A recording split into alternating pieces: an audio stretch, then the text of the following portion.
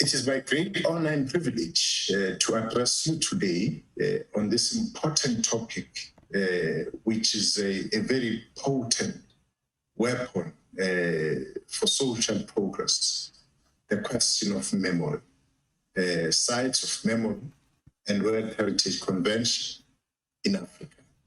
I feel so proud of our massive attendance showing our collective dedication to deliberate on such an important topic related to African narratives.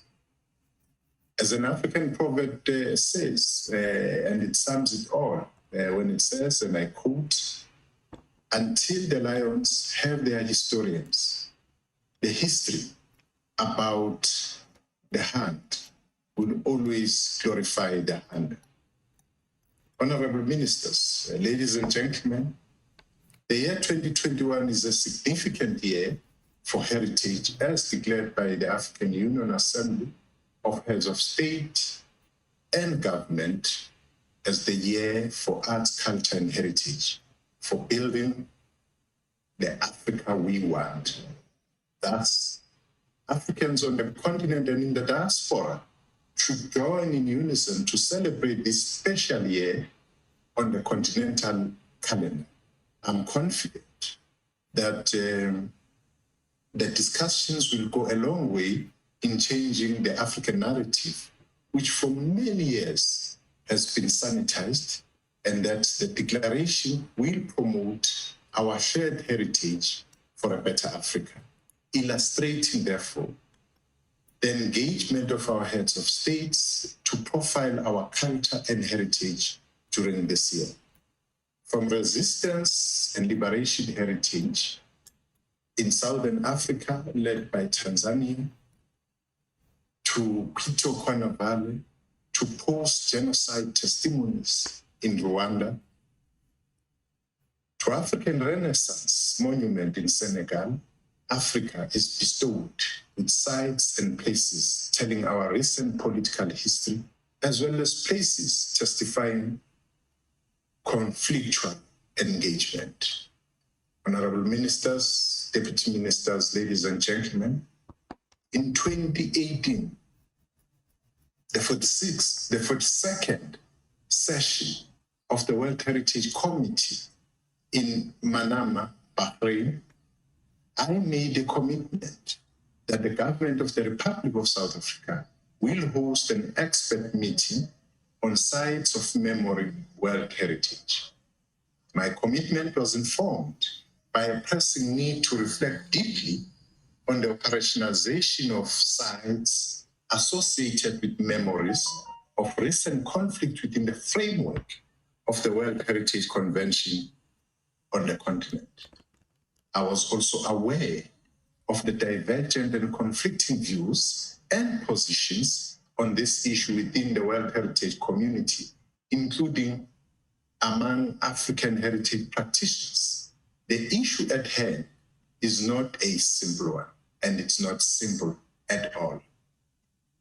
It brings into focus the need to clarify some aspects relating to the evaluation of sites associated with recent conflict in the context of the World Heritage Convention. Those same places that have forged our common destiny as a nation and as a continent. The past few days of the meeting have gathered experts involved in the management of cultural heritage in Africa on discussion and development of the Declaration on Sites of Memory, where a practical framework about sites associated with memories of recent conflicts in Africa could be developed. Together, as we are gathered here, we are envisioning a declaration that will lead to potential nominations to be identified in Africa for possible World Heritage listing. Other legitimate mechanisms could also be identified to promote sites associated with memories of recent conflicts and genocide on the continent. Let us not forget that for Africans, sites of memory are intended to celebrate and commemorate, also acknowledge the successes of the leaders of our continent in their efforts to build nations, increase global awareness about African heritage, and to mobilize cooperation for its recognition. They also intend to highlight progress Africa has made, whilst reflecting upon the common challenges that arise from the implications of our history, our memory sites associated to recent conflict tell our recent stories on the roots of African independence, and this is also the expression of African narrative and history in the world. I call upon all my fellow African ministers of culture to work together and to support engagements geared towards the profiling, protection, and promotion of the Africa's heritage properties, and to further reflect on the operationalization of the concept of sites associated with memories of recent conflicts within the framework of the World Heritage Convention in Africa. I call upon all my fellow African ministers of culture to be in unison on the resolutions from this meeting. And I'm glad that that has been the theme of this very gathering, that we indeed show seriousness and we are united on this matter. This meeting was organized by the government of the Republic of South Africa, as many of our colleagues and ministers have said, in close collaboration with the African World Heritage Fund. The work of the fund is essential for the creation of a sustainable environment for world heritage on our continent. I would like to call upon, again, to all of us ministers, to provide the necessary support so that the fund is able to advance its performance to the benefit of us all.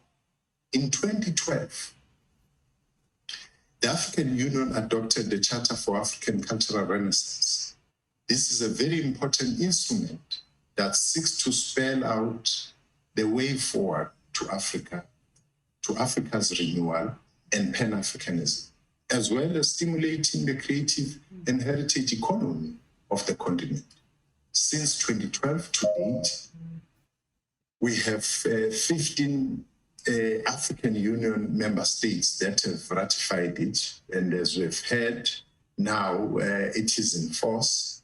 But honorable ministers, I think that we need to do more. In fact, in line with what the AU has declared this year as the Year of Arts, Culture and Heritage, we should rise to the occasion as ministers of culture and ensure that across the length and breadth of this continent, we ratify the Charter for African Cultural Renaissance.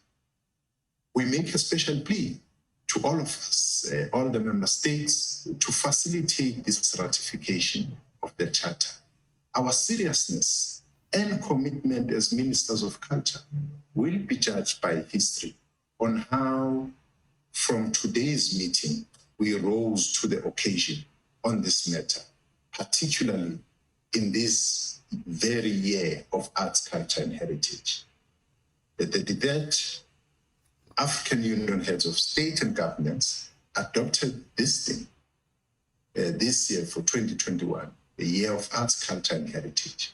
The Assembly adopted the theme and stresses the importance of arts, culture, and heritage in the achievement of the objectives of African Union Agenda 2063, as well as those of its flagship projects, and declares the African rich and diverse heritage is an essential asset to profile the continent in the global arena and bring about sustainable development, integration, and peace in Africa.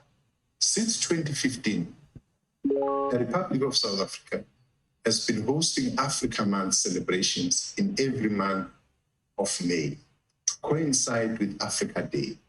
My officials will liaise, Your Excellencies, with you and your offices to solicit your participation. In fact, I must say, your continued participation, because to date, almost all the countries have been in one way or the other part of this celebration of Africa Day, but celebrating it the whole month. And that for us is going to strengthen our resolve for Pan-Africanism. I want to indicate to you, honorable members, especially ministers and deputy ministers and all the dignitaries here, that it is through action that our words would be meaningful. In that way, the kind of programs we come up with have to be followed by actual action. I would also like to extend my heartfelt gratitude to my fellow ministers for your esteemed presence and fruitful deliberations. I want to thank all our speakers and experts for your participation and thought-provoking outcome. I can't overlook the preparation and coordination work of the interdepartmental task team, including the African World Heritage Fund, in preparing and ensuring that we have a smooth virtual meeting like we did today. And this takes on board the work which started on the 6th to date. Let us continue to work together, encourage and forge a common goal of showcasing values, wealth, and diversity of Africa's rich heritage. I thank you for your cooperation and attention, honorable ministers. Thank you so much.